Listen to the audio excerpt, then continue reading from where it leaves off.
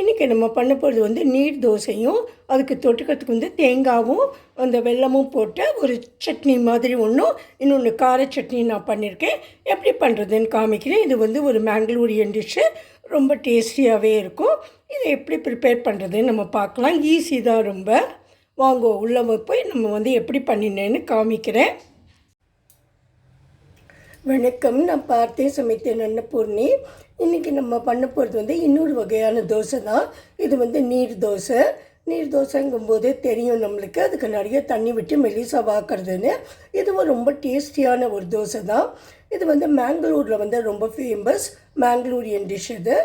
இது வந்து பண்ணுறதுக்கு எப்படின்னா, ஒரு கப்பு அரிசி எடுத்து நம்ம ஊற வச்சுக்கணும். ஒரு 3 hours அது ஊறணும். நான் வந்து இந்த கப்பால் ஒரு கப் அரிசியை வந்து ஊற வச்சுட்டுருக்கேன் தண்ணியில்.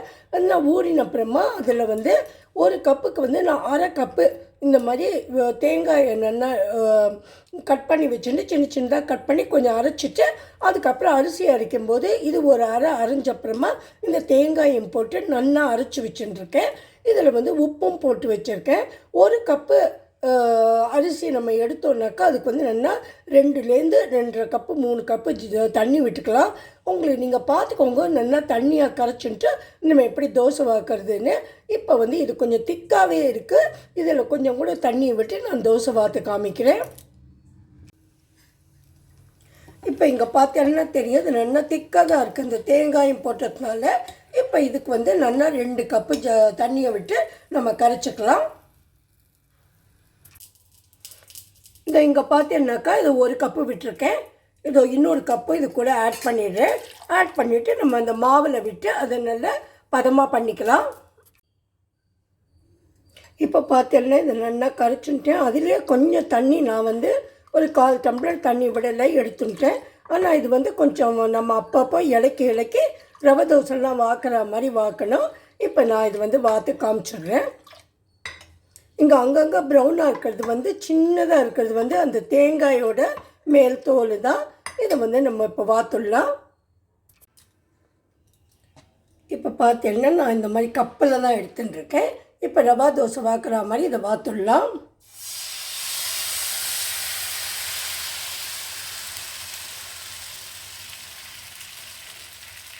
இந்த கேப் எல்லாம் நம்ம ஃபில் பண்ணிக்கலாம். இப்போ நான் எண்ணெயை விட்டுவிடுறேன் சுற்றி வர. இப்போ பார்த்தீங்கன்னா அதை நான் திருப்பி போட்டுட்டேன். ஒரு பக்கம் நல்லா வெந்துட்டு, சில பேர் வந்து ஒரு பக்கம் வெந்தால் போகிறோம் அப்படின்னு சொல்லி எடுத்துடுவா. நான் வந்து அடுத்த பக்கம் லேசாக ரொம்ப நாள் வேக வேண்டாம், ஃபியூ செகண்ட்ஸ் 1 or 2 seconds வெந்ததுக்கப்புறமா இதை எடுத்து பிளேட்டுக்கு மாற்றிடுறேன்.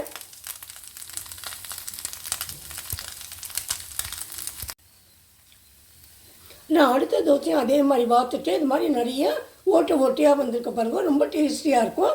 இப்போ இதையும் நான் வந்து கொஞ்சம் நல்லா வேகட்டும். வெந்ததுக்கப்புறம் திருப்பி போட்டுடுறேன். இப்போ 2வது தோசையை நான் போட்டு எடுத்துட்டேன். இதையும் திருப்பி போட்டு நம்ம வந்து மடக்கி வச்சிடலாம். இப்போ நம்ம அடுத்ததாக போட்ட தோசையும் ஒரு பக்கம் வெந்துட்டு இன்னொரு பக்கம் ஃபியூ செகண்ட்ஸ்க்கு போட்டுட்டு நம்ம இதையும் வெளியில் எடுத்துடலாம்.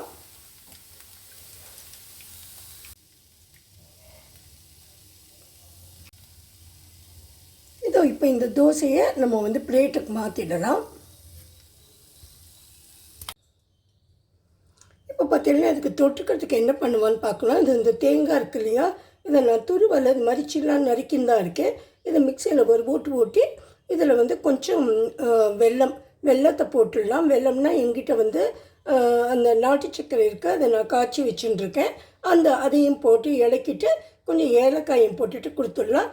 நான் வந்து இதில் கொஞ்சம் தேங்காய் பால் என்கிட்டே இருக்குது, அதனால தேங்காய் பால் விட்டு லேசாக அரைச்சிட்டு கொஞ்சம் தண்ணியாக பண்ணுறேன். இல்லை உங்களுக்கு வந்து அதனால திக்காகவே வேணும்னா நீங்கள் அந்த தேங்காயை நல்லா சுருவின்ட்டு வேணும்னா ஒரு ஓட்டிக்கலாம். அதில் அந்த வெல்லத்தை கலந்து திக்காகவே கொடுக்கலாம். நான் கொஞ்சம் தண்ணியாக கொடுக்க போகிறேன். அப்படி எப்படி பண்ணுறதுன்னு காமிச்சிடுறேன். இப்போ முதல்ல இது மிக்சியில் போட்டு அரைச்சின்னு வரேன். அரைச்சின்னு ஒரு திரிச்சா போகிறோம். இப்போ இந்த தேங்காய் பால் நான் எல்லாமே போட்டிருக்கேன். இது கூட ஒரே 1 ஸ்பூன், நம்ம சின்ன ஸ்பூனால் 1 ஸ்பூன் நெய்யையும் விட்டுட்டு இது கூட நம்ம வந்து சர்வ் பண்ண கொடுத்துடலாம். இப்போ நம்ம நீர் தோசை ரெடியாக எடுத்து அது பக்கத்துலேயே கார சட்னியும் வச்சுருக்கேன். அந்த தேங்காய் பண்ணின ஸ்வீட் சட்னியும் நான் வச்சுருக்கேன். இது எல்லாமே இப்போ ரெடியாக எடுத்து If you like my video, please subscribe to my channel. Thanks a lot for watching. Thank you. Please support me. Thank you.